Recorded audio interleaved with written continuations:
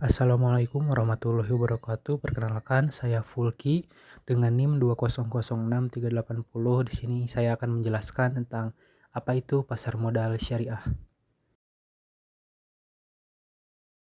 Jadi, pasar modal syariah itu merupakan kegiatan pasar modal yang tidak bertentangan dengan prinsip syariah di pasar modal. Pasar modal syariah sendiri bersifat universal, dapat dimanfaatkan oleh siapapun tanpa melihat latar belakang suku, agama, dan ras tertentu.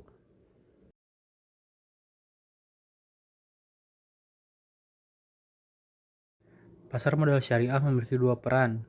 Di antaranya yang pertama yaitu pasar modal syariah berperan sebagai sumber pendanaan bagi perusahaan untuk pengembangan usahanya melalui penerbitan efek syariah. Yang kedua, pasar modal syariah sebagai sarana investasi efek syariah bagi investor. Pada dasarnya ada beberapa perbedaan antara pasar modal syariah dan pasar modal konvensional, di antaranya yaitu pasar modal syariah merupakan bagian dari industri pasar modal Indonesia. Yang kedua, kegiatan pasar modal syariah sejalan dengan pasar modal pada umumnya. Dan yang terakhir, yaitu produk dan mekanisme transaksi tidak boleh bertentangan dengan prinsip syariah di pasar modal syariah.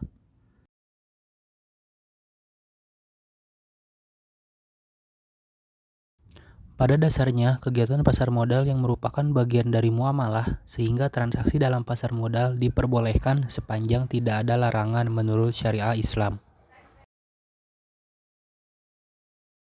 Selanjutnya, bila kita berbicara tentang fikih, fikih ini terbagi menjadi dua. Yang pertama ada ibadah, dan juga yang kedua ada muamalah.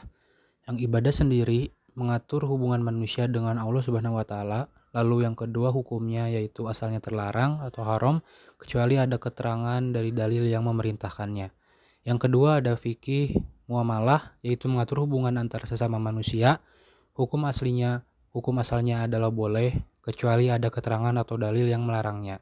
Maka dari itu, investasi syariah di pasar modal sendiri termasuk ke dalam fikih muamalah.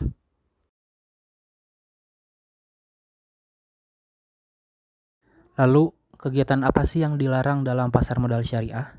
Kegiatan yang dilarang dalam pasar modal syariah adalah kegiatan atau tindakan yang bertentangan dengan prinsip syariah yang disebutkan di dalam sesuai Fatwa DSN MUI nomor 80 DSN strip MUI _3 2011. Lalu kegiatan yang dilarangnya diantara lain yang pertama dari kategori tadlis, yaitu tindakan yang menyembunyikan kecacatan objek akad yang dilakukan oleh penjual untuk mengelabui pembeli seolah-olah objek akad tersebut tidak cacat. Lalu yang kedua ada tahgrir, upaya mempengaruhi orang lain baik dengan ucapan maupun tindakan yang mengandung kebohongan agar terdorong untuk melakukan transaksi. Lalu ada tanajus atau nudge, tindakan menawar barang dengan harga lebih tinggi oleh pihak yang tidak bermaksud membelinya untuk menimbulkan kesan banyak pihak yang berminat membelinya. Lalu yang terakhir ada ikhtikar, membeli suatu barang yang sangat diperlukan masyarakat pada saat harga mahal dan menimbunnya dengan tujuan untuk menjualnya kembali pada saat harganya lebih mahal.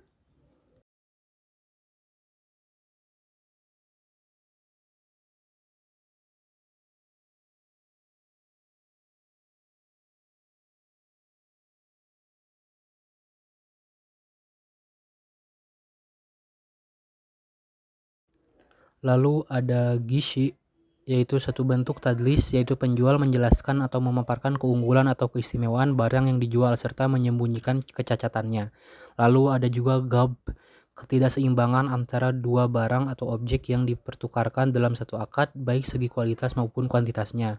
Dan juga ada bay' al-ma'dum, yaitu melakukan penjualan atas barang atau efek syariah yang belum dimiliki, atau dalam istilah permasarbodalan itu short selling.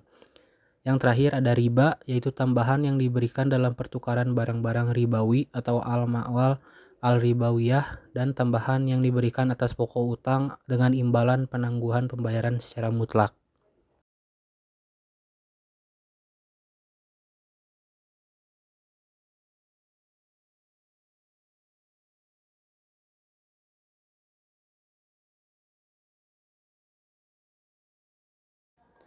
Produk pasar modal syariah. Produk pasar modal syariah sendiri adalah efek syariah, di mana efek syariah merupakan efek yang tidak bertentangan dengan prinsip syariah di pasar modal.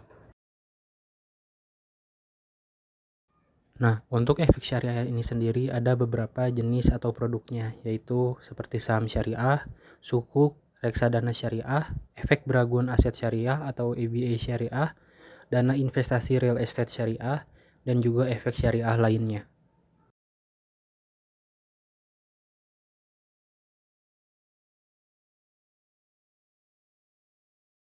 Untuk produk yang pertama yaitu saham syariah. Konsep saham syariah ini merupakan konsep kegiatan musyarakah atau syirkah, yaitu penyertaan modal dengan hak bagi hasil usaha.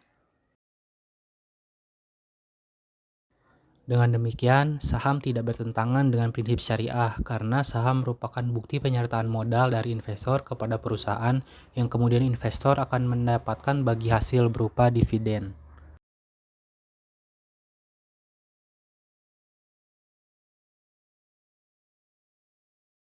Namun, tidak semua saham dapat langsung dikategorikan sebagai saham syariah. Ada tahapan screening saham untuk dapat dikategorikan sebagai saham syariah, yaitu yang pertama ada business screening, yaitu tidak melakukan kegiatan usaha antara lain sebagai berikut: perjudian, perdagangan yang dilarang, jasa keuangan ribawi, jual beli risiko, produk atau distribusi barang haram, transaksi suap.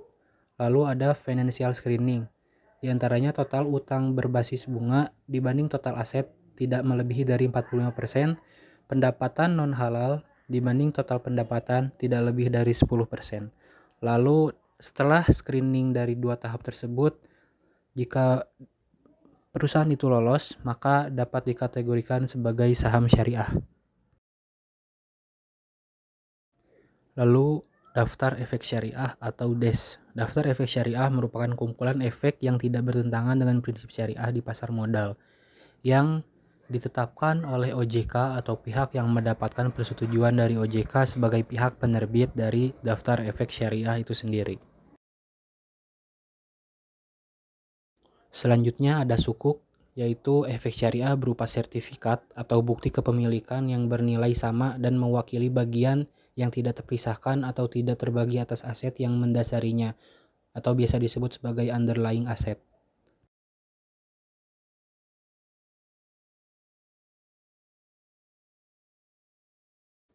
Underlying aset sendiri adalah aset yang dijadikan sebagai objek atau dasar penerbitan untuk sukuk itu sendiri.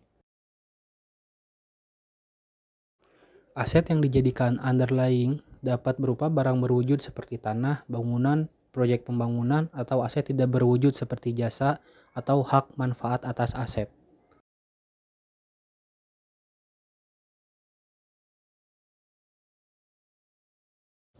Ada beberapa perbedaan antara sukuk dan obligasi. Yang pertama, dari prinsip dasar, sukuk memiliki kepemilikan bersama atau suatu aset, manfaat atas aset, atau jasa proyek investasi tertentu. Jika obligasi, yaitu utang piutang antara penerbit obligasi dan investor. Dari segi penggunaan dana suku yaitu hanya untuk kegiatan usaha yang tidak bertentangan dengan prinsip syariah. Jika obligasi tidak terbatas pada kegiatan usaha yang tidak bertentangan dengan prinsip syariah. Dari segi imbal hasil, bagi hasil, fee atau ujrah margin itu untuk suku, dan obligasi imbal hasilnya yaitu berupa bunga. Untuk suku sendiri, dari segi underlying asset itu diperlukan, jika obligasi itu tidak perlu.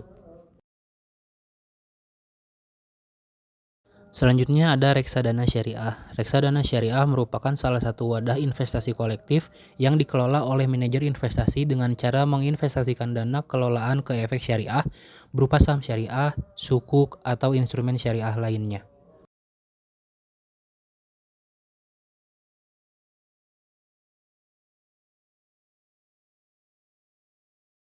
Perbedaan reksadana syariah dengan reksadana konvensional. Untuk reksadana syariah sendiri dari segi pengelolaannya yaitu dikelola sesuai prinsip syariah, jika reksadana konvensional itu dikelola tanpa memperhatikan prinsip syariah. Dari segi isi portofolio sendiri, reksadana syariah memiliki efek syariah, misalnya saham syariah, sukuk, dan efek syariah lainnya. Untuk reksadana konvensional itu di dalamnya mengandung efek syariah, efek non syariah, misalnya saham dari emiten yang memproduksi alkohol, rokok, bank berbasis ribawi, dan juga obligasi. Untuk mekanismenya sendiri, reksadana syariah terdapat mekanisme pembersihan kekayaan non halal atau cleansing. Jika reksadana konvensional itu tidak ada. Lalu dari segi keberadaan Dewan Pengawas Syariahnya, untuk reksadana syariah itu ada, dan untuk reksadana konvensional itu tidak ada keberadaan Dewan Pengawas Syariahnya. Sekian yang dapat saya sampaikan tentang pasar modal syariah. Teman-teman bisa subscribe, komen, dan juga share video ini agar tidak ketinggalan video bermanfaat lainnya. Terima kasih.